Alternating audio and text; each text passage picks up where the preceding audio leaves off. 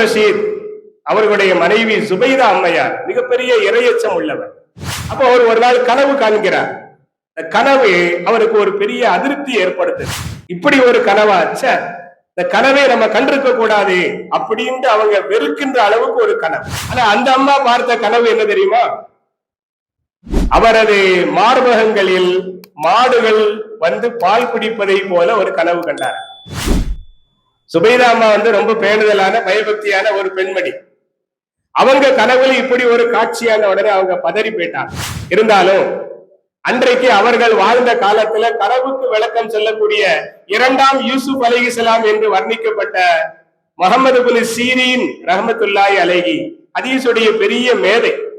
அவங்க வாழ்ந்துகிட்டு இருந்த ஒரு காலம். அவங்கள்ட்ட போய் இந்த கனவை அவங்க அடிமை பண்ணிட்ட, நீ இப்படி ஒரு கனவு பார்த்ததாக சொல்லி விளக்கம் கேளு அப்படின்னு சொல்லி விட்டாங்க. கனவு யாரு பார்த்தாங்கன்னு சொன்னாதான் விளக்கம் சொல்லுவேன்ட்டாங்க. அப்புறம் சுபைதா அம்மையார் சொல்லி விட்டாங்க, நான் தான் இந்த கனவு பார்த்தேன் அப்படின்னு சொல்லி விளக்கம் கேளு. முஹம்மது இப்னு சீரீன் ரஹ்மத்துல்லாஹி அலைஹி சொன்னாங்களா, இது ஒரு அதிர்ச்சியான அருவருப்பான கனவு அல்ல, தாயுள்ளம் கொண்ட உங்களுக்கு அல்லாஹ் காட்டிய அருமையான ஒரு கனவு. தான தர்மத்துல சுபைதா அம்மையார் மிகப்பெரிய ஆர்வம் கொண்டவர். அதனால உங்கள்ட்ட தாயுள்ளம் இருக்குது. எனவே இந்த கனவை அல்லாஹ் வெளிப்படுத்தியிருக்கா.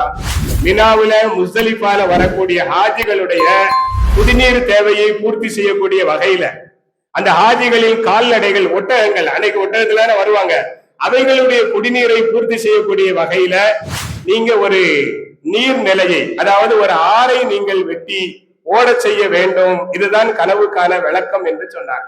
ஆனா இவர்கள் தன்னுடைய சொந்த பணத்தை வச்சு தாயிஃப் நகரத்துல ஒரு பெரிய டேம் இருக்குது. நம்ம தாயிஃபுக்கு போயிருக்கும் போது நீங்க எல்லாரும் பார்த்திருப்பேன், டேம் இக்ரிமா அப்படின்னு சொல்லி அதுல போட்டிருக்கோம். அதுல இருந்து ஒரு வாய்க்காலை வெட்டி முஸ்தலிஃபால சேர்ற மாதிரி ஒரு நீண்ட தொலைதூரம், கிட்டத்தட்ட 86 கிலோமீட்டர் 80 கிலோமீட்டர் தொலைவுக்கு அவர்கள் வாய்க்கால் கட்டி அந்த நீர் இங்கு வடிகின்ற அளவுக்கு ஏற்பாடு செய்தார்கள். இன்னைக்கு நீங்க அங்க போனீங்கன்னா பார்க்கலாம், நெஹரு சுபைதா அப்படின்னு போட்டிருக்கோம். ஆனா தண்ணி மட்டும் வராது.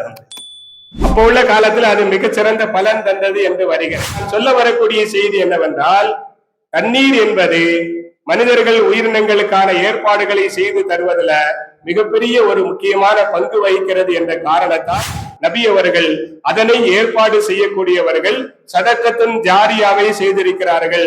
தொடர்ந்து பலன் தரக்கூடியது.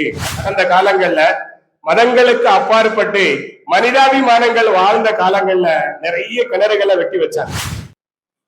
இன்னைக்கு நம்மளால அப்படியெல்லாம் கிணறு வெட்டவும் முடியாது, அந்த கிணறை நம்ம உருவாக்கவும் முடியாது.